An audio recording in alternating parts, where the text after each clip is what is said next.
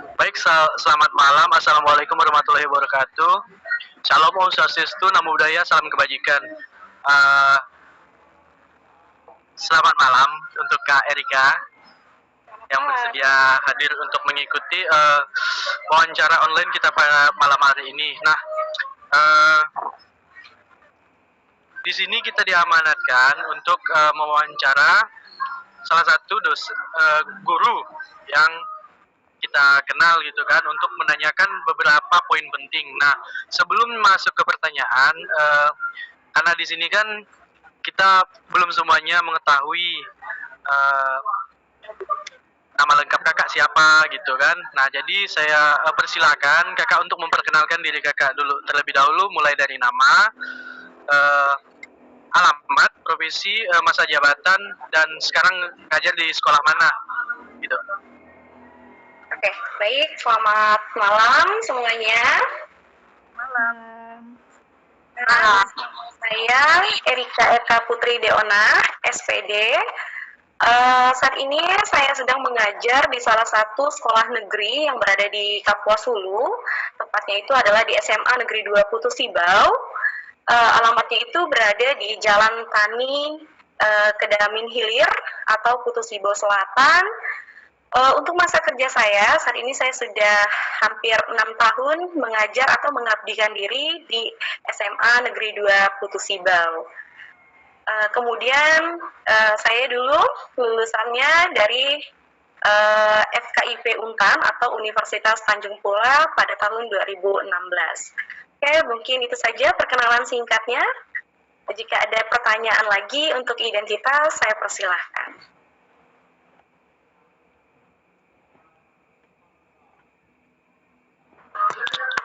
Baik, untuk teman-teman, apakah ada yang ingin ditanyakan lagi atau kita langsung saja mulai ke proses wawancara? Langsung aja, Edwin. Baik, terima kasih. Nah, jadi begini Kak, jadi kita kan dikasih tugas wawancara ini, tema besarnya itu hak dan kewajiban seorang guru. Nah, jadi dari beberapa teman, termasuk saya sendiri, sudah memiliki pertanyaan. Nah, jadi langsung saja, alangkah lebih baiknya kita langsung saja ya. Nah, jadi saya persilakan kepada teman-teman yang ingin bertanya kepada Kak Erika, dipersilakan.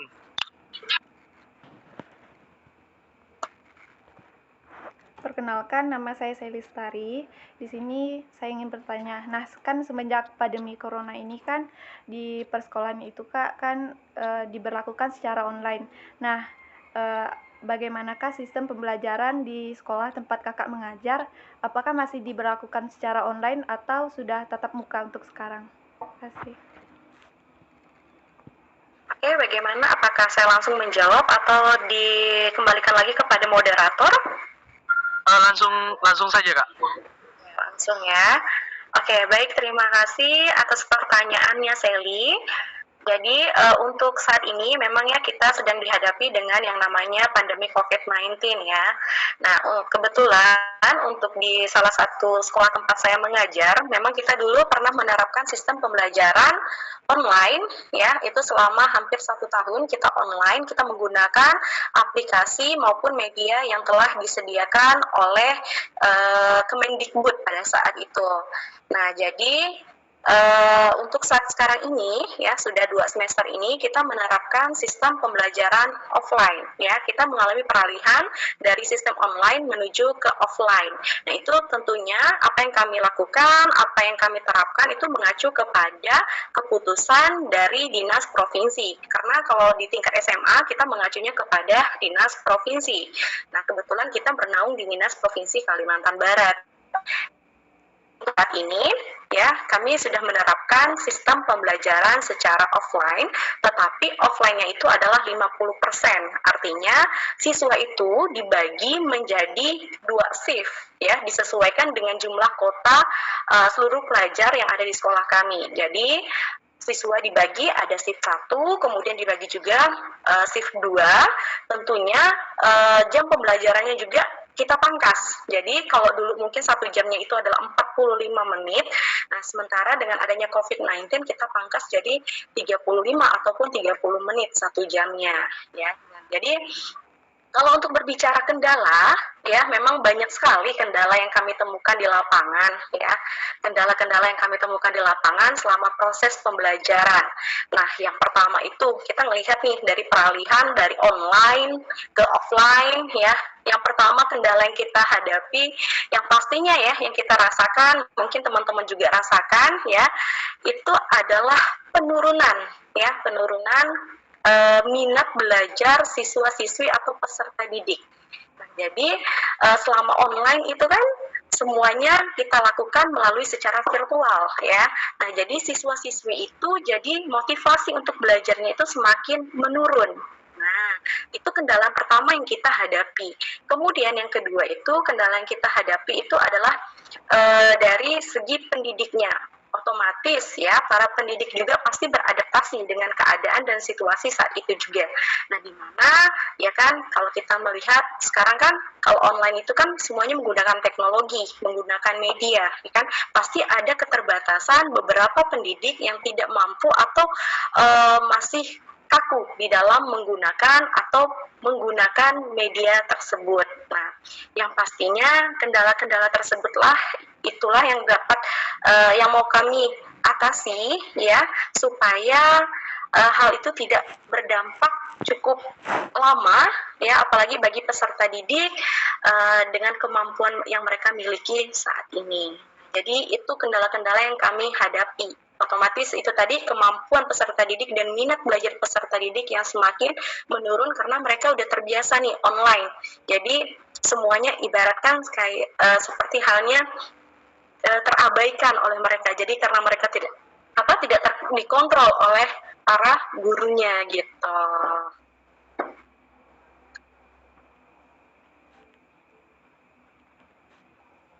Oke, baik. Ada lagi pertanyaan? Langsung saja untuk pertanyaan kedua.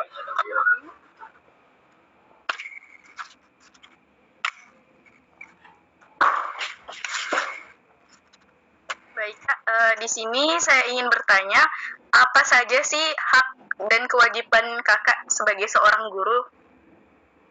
Oke ya, hak dan kewajiban saya sebagai seorang guru. Baik, terima kasih ya sih pertanyaannya. Hak dan kewajiban kita sebagai seorang guru ya itu sudah otomatis itu kan sudah diatur ya di dalam yang namanya undang-undang ya. Ada undang-undang nomor 20 tahun 2003 tentang sistem pendidikan dan juga undang-undang nomor 14 tahun 2025 tentang guru dan dosen ya. Nah, kita berbicara terlebih dahulu yang berkaitan dengan hak ya. Nah, hak kita sebagai guru atau nanti kalian sebagai calon guru ini ya. Nah, itu udah pasti yang pertama hak kita itu adalah untuk mendapatkan penghasilan ya, mendapatkan penghasilan, kemudian kesejahteraan sosial kita juga. Nah, itu hak kita. Nah, kemudian yang kedua, kita juga berhak mendapatkan suatu penghargaan dari prestasi yang kita miliki ya. Pasti semua guru itu memiliki potensi, memiliki kompetisi ya dan memiliki prestasi, sudah otomatis kita berhak untuk mendapatkan penghargaan. Kemudian yang ketiga ya, hak kita juga adalah mendapatkan yang namanya pembinaan karir. Nah, pembinaan karir untuk para guru seperti itu. Kemudian yang berikutnya itu udah pasti adanya suatu perlindungan hukum ya, apalagi dengan sistem pendidikan yang saat ini ya, kita udah pasti nih mendapatkan suatu perlindungan hukum ya. Kemudian kita juga berhak nih ya memberikan penilaian. Nah, ini hal yang utama, kita berhak memberikan penilaian kepada peserta didik untuk menentukan kelulusan maupun kenaikan kelas. Nah, kemudian kita juga berhak nih untuk menggunakan semua fasilitas ataupun sarana prasarana yang dimiliki ya. Nah, kemudian kita juga berhak mengikuti nih seperti halnya pelatihan ya kan, kayak kalau sekarang itu ada namanya PPG ya, pelatihan profesi guru. Nah, itu kita berhak tuh untuk mengikuti kegiatan-kegiatan tersebut untuk menunjang kualitas ataupun kualifikasi di dalam dunia pendidikan. Nah, itu hak kita sebagai guru ya. Kemudian kalau berkaitan dengan kewajiban, ya berkaitan dengan kewajiban, yang pertama dan utama ya kita sebagai guru. Nah, mungkin teman-teman juga sudah pernah merasakannya ketika berada di bangku kuliah saat ini, yaitu membuat atau merencanakan proses pembelajaran atau yang biasa kita kenal dengan istilah RPP. Ya, pasti nggak asing kan? Nah, itu adalah kewajiban kita nih, membuat rancangan proses pembelajaran. Jadi, rancangan proses pembelajaran itu harus kita buat sebelum kita masuk ke kelas. Jadi, kita udah punya perencanaan nih, sebelum masuk ke kelas, apa saja yang ingin kita lakukan, tujuannya apa yang ingin kita capai, goals-nya apa yang ingin kita dapatkan dari peserta didik. Ya. Jadi, alangkah lebih baiknya nanti sebelum masuk kita buat dulu, jadi nanti kita udah tahu arahnya seperti apa. Jadi ibaratkan kita ya kan mau jalan ke hutan itu udah pasti kita bawa yang namanya kompas. Nah, begitu juga di dalam dunia pendidikan. RPP itu bagaikan kompas kita. Ya. Nah, itu kewajiban kita. Kemudian yang kedua, ya kewajiban kita itu udah pasti melakukan upgrade, ya maksudnya up to date. Artinya kita menyesuaikan sistem pembelajaran dengan perkembangan ilmu teknologi saat ini. Nah, ini yang saya tegaskan tadi itu bahwa kita harus menyesuaikan dengan keadaan atau dunia zaman sekarang. Jadi kita harus mengikuti perkembangan zaman. Ya, kalau zamannya sudah menggunakan teknologi, ya kita sebagai guru kita harus bisa beradaptasi. Karena kan kita mengalami perubahan setiap harinya seperti itu. Kemudian kewajiban kita juga ya pastinya guru itu punya kode etik ya, punya kode etik. Nah, otomatis kita harus berperilaku, bersikap sesuai dengan kode etik yang berlaku. Nah, seperti yang teman-teman tahu bahwa guru itu adalah salah satu aktor yang bakalan ditiru oleh peserta didiknya. Nah, jadi apa yang kita lakukan, apa yang kita perbuat, otomatis bakalan ditiru oleh peserta didik. Kemudian kita juga harus memiliki komitmen untuk meningkatkan ya kualitas pendidikan. Nah, jadi itulah kewajiban-kewajiban yang harus kita perhatikan ya. Nah, jadi ada beberapa poin antara hak dan kewajiban yang harus kita perhatikan, yang harus kita terapkan di dalam dunia pendidikan. Mengacu tadi kepada sistem Perundang-Undang Nomor 20 dan Undang-Undang Nomor 14. Ada lagi pertanyaannya? Oke, terima kasih Kak. Untuk pertanyaan selanjutnya, silakan. Baiklah, saya Amalia Azari ingin bertanya, adakah upaya-upaya yang harus dipersiapkan oleh kakak dalam proses mengajar di saat pembelajaran offline berlangsung? Terima kasih. Boleh ulangi pertanyaannya lagi, Amalia? Adakah upaya yang harus dipersiapkan oleh kakak dalam proses mengajar di saat pembelajaran offline berlangsung? Oke, upaya ya. Berkaitan dengan upaya berarti ini adalah persiapan ketika ingin masuk ke dalam ruangan kelas. Seperti itu? Gitu maksudnya? Ya, Kak. Nah, upaya yang akan kita lakukan ya sebelum memasuki ruangan kelas ataupun menghadapi proses pembelajaran offline itu tadi kita harus mempersiapkan diri terlebih dahulu. Artinya kita jangan menuntut nih peserta didik kita untuk belajar, tetapi kita juga sebagai seorang guru kita juga harus belajar dulu ya. Kita harus menguasai atau memahami isi materi yang akan kita sampaikan kepada peserta didik. Nah, jadi ketika kita berada di dalam kelas ya, jadi kita nggak terpaku nih sama yang namanya buku ya. Kita harus melakukan interaksi yang lebih aktif ya, yang lebih interaktif lagi dengan peserta didik, dan kita harus menyampaikan bagaimana cara nanti menyampaikan skemanya. Nah, itu tadi seperti yang saya sampaikan, kita harus mempunyai panduan yang berupa RPP itu tadi. Nah, itu adalah jalannya kita ya, step by stepnya apa. Nah, kemudian nanti tata bahasa kita seperti apa. ya. Nah, mohon maaf nih kalau misalnya oke, anak di perkotaan dengan anak yang agak-agak pelosok ya, misalnya kayak contohnya kayak di Kapuasulu, ini mungkin daya serapnya, kemampuan menangkapnya itu berbeda-beda. Nah, di sini kita harus memahami karakter masing-masing setiap peserta didik kita ini. Ya, kita harus memahami mereka dulu. Nah, kira-kira peserta didik ini mampu nggak kalau kita sampaikan dengan cara yang begini, atau kita terapkan dengan yang seperti ini? Nah, itu yang harus kita perhatikan. Ya, kita harus bisa menguasai ruangan kelas tersebut dan juga menguasai anak-anak didik kita. Jadi upaya itu yang harus kita perhatikan sebelum kita masuk ke dalam ruangan kelas. Kunci utamanya itu tadi kita harus menguasai materi. Jangan sampai nanti ketika kita berada di dalam sebuah ruangan kelas ya sudah dihadapkan kepada peserta didik, kita jadi kayak wah ngeblank, hilang semuanya gitu ya. Intinya ketika mengajar jangan terpaku sama buku karena anak-anak bakalan bete nanti kalau kita fokusnya sama buku gitu loh ya. Itu pengalaman yang saya rasakan ya ketika mengajar kurang lebih hampir 6 tahun itu ya. Bagaimana? Ada lagi pertanyaan?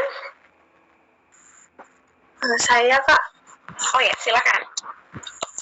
saya mau tanya, selain dalam penguasaan kelas saat proses pembelajaran itu kan harus menguasai materi. Selain itu ada lagi nggak Kak, dalam penguasaan kelas saat proses pembelajaran itu? Selain penguasaan materi dengan penguasaan kelas ya. Oke. Selanjutnya itu adalah kita harus itu tadi melihat kemampuan masing-masing anak ya, melihat kemampuan masing-masing anak. Nah, kita harus pandai melihat nih anak ini memiliki kemampuan daya berpikirnya bagaimana ya, kemudian anak yang ini bagaimana, apakah kita sama ratakan nih kemampuan anak yang memiliki tingkat kemampuannya yang mungkin sudah di atas anak yang lainnya, atau kita kita pilih dulu, kita filter dulu nih. Nah, ini yang harus kita perhatikan ya. Selain kedua hal itu tadi, kita harus mengenali mereka terlebih dahulu gitu. Kemudian ada lagi pertanyaan selanjutnya? Baik, selanjutnya dari saya, Kak. Nah, saya ingin bertanya. Tadi kan teman-teman sudah menanyakan beberapa banyak hal. Nah, ini itu tentang terkait sistem di sekolah atau kendala-kendala di sekolah. Nah, ini lebih ke pengalaman. Nah, jadi suka duka kakak itu yang berkesan selama 6 tahun mengajar gitu. Itu apalah gitu. Suka dukanya ya. Suka dukanya banyak ya, banyak sekali yang terjadi selama 6 tahun. Ya, kurang lebih hampir 6 tahun walaupun masih belum terlalu terlalu lama ya berkecimpung di dalam dunia pendidikan, tetapi udah pastinya merasakan suka dukanya ya kan, baik yang dirasakan sendiri maupun yang saya terima dari cerita teman-teman ya sesama guru gitu loh. Jadi menjadi seorang guru sebenarnya itu adalah suatu keputusan yang terhebat yang pernah saya ambil ya. Karena apa? Karena menjadi seorang guru kita itu harus belajar untuk lebih ikhlas, lebih sabar ya di dalam mendidik peserta didik. Nah, jadi kalau saya sih lebih memilihnya kalimat itu adalah sebagai pendidik.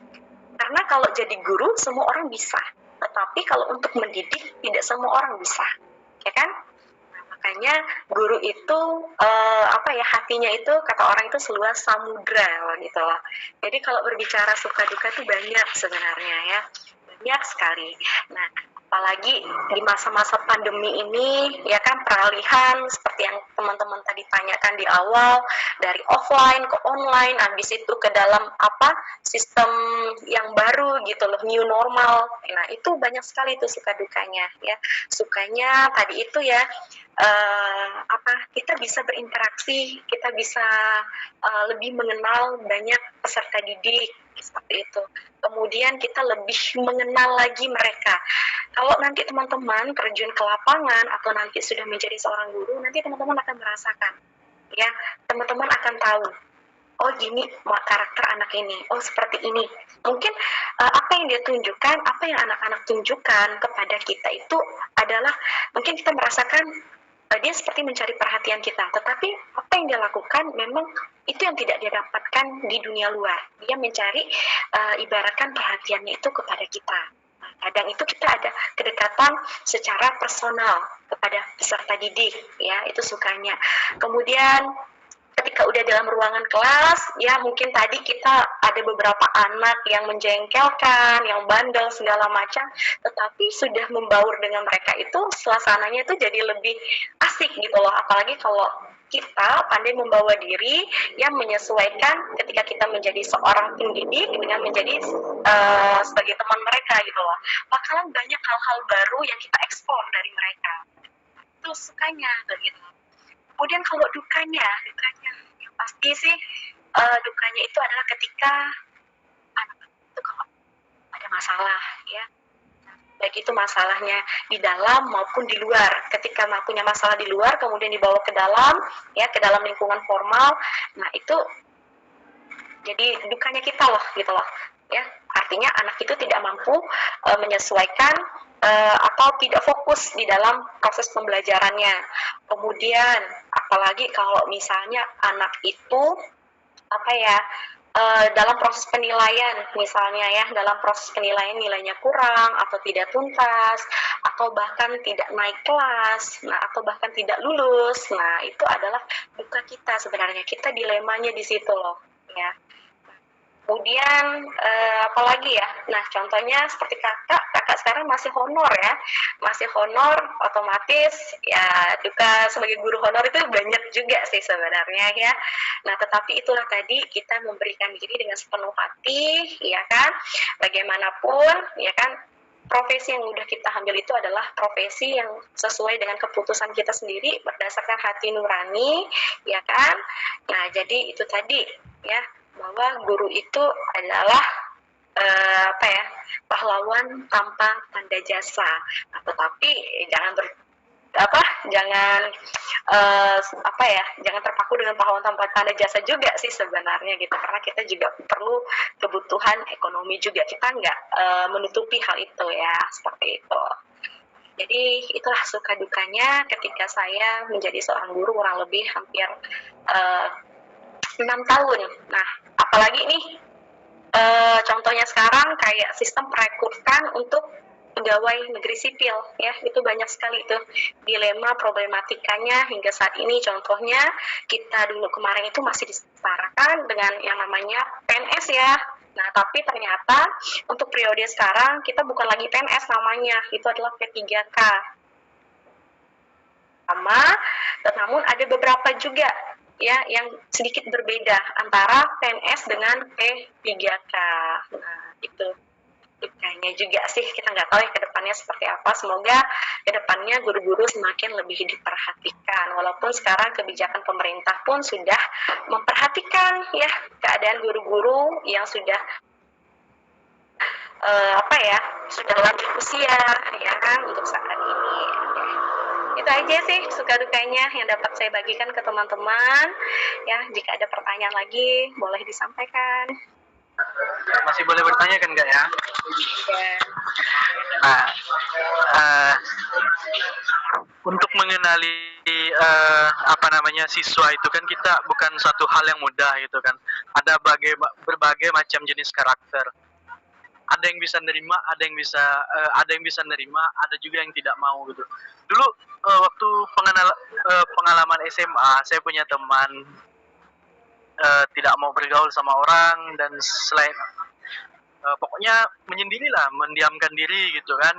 Nah, ada atau enggak solusi dari guru gitu untuk sebenarnya dia tuh pintar, cuman karena dia sering menyendiri, jadi dia tuh akademisnya agak berkurang gitu. Jadi sosialnya itu berkurang. Jadi kalau orang bertanya apa segala macam dia diam saja gitu.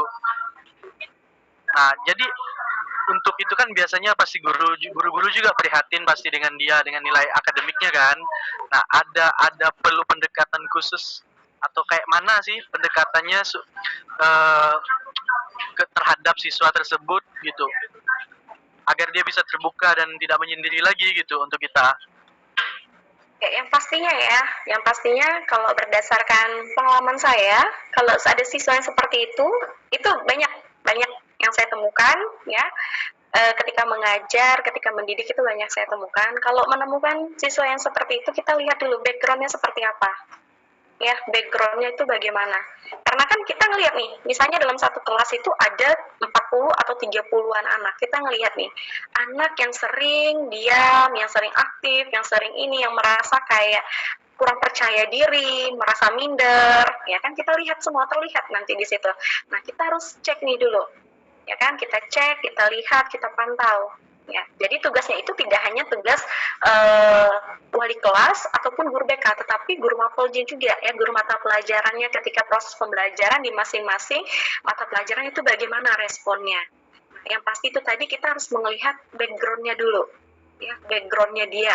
Nah, dia di lingkungannya seperti apa? Di lingkungan keluarga, sosialnya, ya kan, di lingkungan tempat tinggalnya juga. Apakah dia memang anaknya seperti itu karakternya, atau ada sesuatu lain hal yang dapat memicu dia menjadi istilah anak zaman sekarang insecure ya, gitu loh. Ya nggak pede gitu loh, gitu kan. Itu yang harus kita selami terlebih dahulu.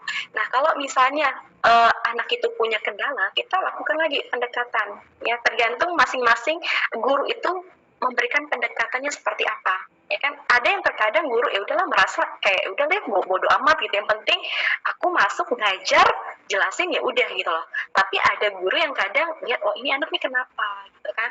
Nah, nanti bakalan kita dekati gitu loh, kita tanya, duduk berdua, ya kan, ada nggak masalah. Kalau dia memang masih tidak bisa untuk diajak berbicara, berarti itu memang ada masalah di dalam dirinya sendiri. Nah, kalau misalnya ada masalah seperti itu, ya itu lebih kepada psikolog sih sebenarnya. Ya, tetapi kalau bisa kita atasi di sekolah bersama wali kelas, guru yang lain, bahkan guru BK, nah itu kita atasi bersama seperti itu. Jadi kembali lagi, kita membangun kepercayaan anak itu kepada kita. Ya, kalau anak itu udah percaya sama kita, dia bakalan terbuka sama kita. Makanya kita harus membuka diri ya supaya anak itu merasa nyaman cerita ke kita, kayak gitu. Gimana, Win? Ada lagi? Atau teman-teman yang lainnya? Dari saya cukup Kak. Mungkin dari teman-teman jika ada lagi yang ingin ditanyakan dipersilakan, mumpung kita masih punya waktu sedikit lah. Saya sih Kak mau bertanya terkait yang tadi Kakak bahas kan, PNS dan P3 itu bedanya tuh dari segi apa ya Kak? Oke, kalau untuk PNS, ya kalau dulu kan PNS itu kan semuanya sama rata ya. Nah, sekarang kan kebijakannya semuanya itu untuk sementara ini baru guru saja yang diberlakukan namanya istilah P3K. Ya kan? P3K itu, ya kalau saya menelisik sedikit latar belakangnya atau backgroundnya kenapa dari PNS nih kita guru nih dirubah jadi P3K ya. Yang pertama itu melihat bahwa masih banyak guru-guru yang di atas usia 35 tahun itu mereka itu belum diangkat sebagai pegawai negeri sipil. Nah, artinya mereka itu ketika ikut tes mereka mungkin belum beruntung ya, hingga sampai pada saatnya batas usia 35 mereka masih honor seperti itu atau kontrak provinsi misalnya. Nah, diberlakukanlah untuk ini tadi menyamaratakan, kemudian melakukan pemerataan supaya para guru ini tidak hanya numpuk di kota saja ya. Jadi sementara di kampung itu minim guru, misal atau di pelosok-pelosok, makanya diberlakukan namanya sistem P3K. Nah, sistem P3K ini dia lebih kepada aparatur sipil negara ya, istilahnya aparatur sipil negara. Nah, jadi kita itu dikontrak oleh negara seperti itu. Nah, jadi yang membedakan sedikit antara PNS dengan P3K ini hanya berkaitan di dana pensiun yang sampai saat ini yang kami ketahui di dana pensiunnya saja. Ya, kalau untuk masalah penggajian, kemudian masalah tunjangan segala macamnya itu sama Cuman hanya saja untuk P3K dia tidak menerima dana pensiun seperti itu. Kemudian berkaitan dengan golongan atau pangkat, kita pun belum mengetahui nih apakah sama kedudukannya dengan yang PNS atau berbeda. Nah, ini sebenarnya masih proses yang simpang siur sih. Apalagi contohnya kayak di salah satu wilayah kita ini, Provinsi Kalimantan Barat ini, untuk yang lulusan P3K tahap 1, tahap 2 saja untuk SK-nya sampai saat ini belum bisa keluar gitu loh. Nah, ini belum ada kejelasan yang pasti. Cuman isu-isu yang beredar itu tadi, 2 poin itu tadi ya, tidak ada dana pensiun dan nantinya apakah ada penggolongan seperti yang guru-guru PNS. Dan masa kerjanya itu di kontraknya itu 5 tahun masa kerjanya di SK-nya nanti. Cuma nanti apakah 5 tahunnya itu ketika udah selesai apa diperpanjang atau bagaimana ya kita nggak tahu. Ya, karena ini sistemnya baru gitu loh, baru diterapkan. Nah, jadi apalagi dengar isu nanti semua tidak lagi ada pengangkatan PNS tapi udah diganti menjadi P3K semuanya. Tidak sih bedanya untuk saat ini. Ada lagi? Ada lagi atau cukup? Kalau cukup, kita sudahi. Sepertinya cukupin. Amel ngantuk ya? Ya, Udah, di stop aja. Di stop aja dulu, nanti baru rekam lagi. Soalnya aku lagi nggak fokus lah. Ada dengar nggak lagu ya?